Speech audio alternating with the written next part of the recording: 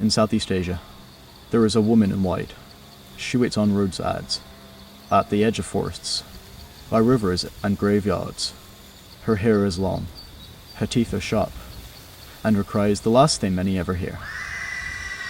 They call her the Pontianak, a ghost, a demon, a mother, and a warning. The word Pontianak is believed to come from perempuan mati beranak, a woman who died during childbirth. Across Malaysia and Indonesia, this idea repeats. A death that leaves pain unfinished. A woman who never got to hold her child, who returns as something else. In the folklore, her appearance is always marked. Pale skin, black hair, blood on her dress, and the smell of frangipani flowers. Sweet at first, then rotting. A signal that she is close. The Pontianak is more than a ghost. She represents betrayal, abandonment, a woman wronged in life, and reborn in rage. Her curse is both personal and universal. A death denied dignity, a spirit denied rest. Oral tradition carried her legend long before paper did. Villagers whispered of her wandering near rivers. Children were warned not to walk home after dark, and midwives knew to speak prayers over mothers, because if the childbirth went wrong, the Pontianak might rise from it. The earliest written records come from colonial observers. British and Dutch officials documented local ghost stories, but they always described the same thing. A woman, alone, lurking by banana trees, waiting for men who travelled at night. She is said to lure men with her beauty, but once close her face changes. Her eyes become red, her mouth wide, her nails long and sharp. She rips open her victims, feeding not on flesh, but on blood and organs. In some versions, she is not only a predator, she is also a warning system. Dogs howl when she is near. If the howls are long, she is far away. If they are short, she is already watching you. From the forests of Sumatra, to the rivers of Malaysia, to the coast of Borneo, the story repeated. The same woman, the same rage, the same deathly silence after her cry. A man from Kedah once told me this. He was returning from market. The road was empty. Then he heard laughter, soft at first, then clues. Right behind him, he turned and saw her, a woman in white, long hair covering her face, floating just above the ground. He ran, but she was faster, gliding, chasing without moving her feet. In Indonesian lore, the Pontianak are sisters. The Pontianak, also dressed in white, also born from childbirth deaths. But in some regions, she seeks not only men, she also targets women, pregnant mothers, even newborn children. In Borneo, her presence is marked by the scent of frangipani, sweet, overpowering. The fragrance rises before the attack. Men say they smell flowers in the middle of the jungle at midnight. In some parts of Malaysia, they say she can be banished, not by prayers, but by violence. You must drive a nail into the back of her neck. If you do, she transforms, becomes a normal woman again, docile, even a wife. But think about that. A woman stripped of her rage, her power stolen, her spirit bound by force, is a legend soaked in fear of women, and in fear of what they might become if they are wronged. Each region gave her a new name, a new ritual, but the shape remained. A woman in white, hair long, eyes red, voice sharp enough to freeze the blood. When European colonizers arrived, they recorded the legend. They wrote of women in white haunting the jungle, but they described them not as spirits of resistance, rather as superstitions of the natives. Ignorance, fear. But the Pontianak carried more than ghost stories. She was a symbol, a warning.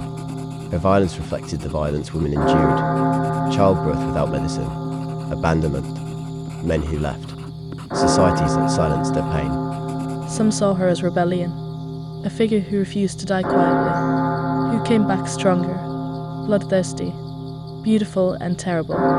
In folklore, her face is both desire and terror. She approaches as beautiful, though gentle, until she reveals her mouth, the fangs, the hunger, the truth beneath. Colonial texts often flattened her. They called her a vampire, or compared her to banshees of Europe. but locals knew better. The Pontianak was not borrowed. She was born of this soil, this pain, this silence. By the time the colonizers left, the Pontianak remained, stronger, a reminder that some ghosts cannot be erased by history, because they are history, written in screams, and footsteps, and blood. Today, the stories continue. Taxi drivers on lonely roads, students walking back from night classes, farmers crossing fields at dusk. Walt claimed to have seen her. One driver said he picked up a woman. Long black hair, white dress. She asked for a ride. When he turned back, the seat was empty.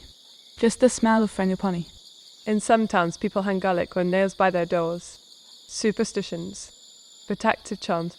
But in other places, it's become more than fear. The Pontianak is now media.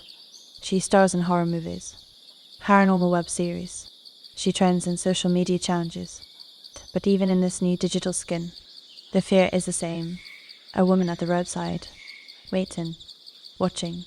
And always in white, because white means purity, but also death, the shroud, the burial cloth. Modern believers say she can shift, not just haunting villages, but highways, apartments, even smartphones.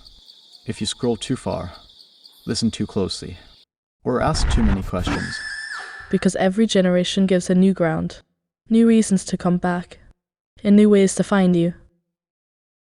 I interviewed a young man outside. He swore he'd heard crying by the roadside. He stopped his motorbike, saw a woman punched, her shoulders shaking.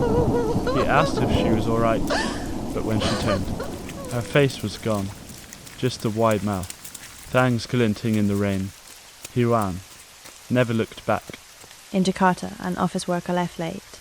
She took the elevator alone. The lights flickered, and in the reflection, a woman stood behind her, hair covering her face. She froze. Then the doors opened, and no one was there. Even children talk about her. A girl from Penning told me she woke up at night, felt pressure on her chest, like someone sitting there. When she opened her eyes, a woman in white was staring down. She fainted instantly. Doctors say it's sleep paralysis. Folklorists say it's a nightmare spirit. But the locals, they know. They whisper her name, Pontianak. And the stories keep spreading. Every town has one. Every family knows someone. And every night, someone hears crying where no one should be.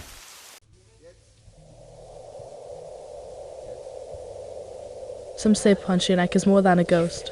She is a symbol of wronged women, a silent suffering, a fear passed through generations. But others say she is no metaphor. She is literal, a being, one you can meet, one you can hear, if you're unlucky enough. In modern culture, she thrives. Horror films, cool looks, TikTok clips filmed in rural lanes. But the stories are not entertainment alone. They are warnings, masks for all the truths. So what is she? A restless ghost? A folk story kept alive by fear? Or the echo of something darker? Something that waits in the trees? They say, if you hear crying at night, do not follow it. Do not answer it. Do not even look for it. Because once she knows you heard her, she will never let you go. In Malaysia and Indonesia, the woman in white is still feared, still whispered about, still remembered. The Pontianak, who cries in the night and comes for those who dare to listen.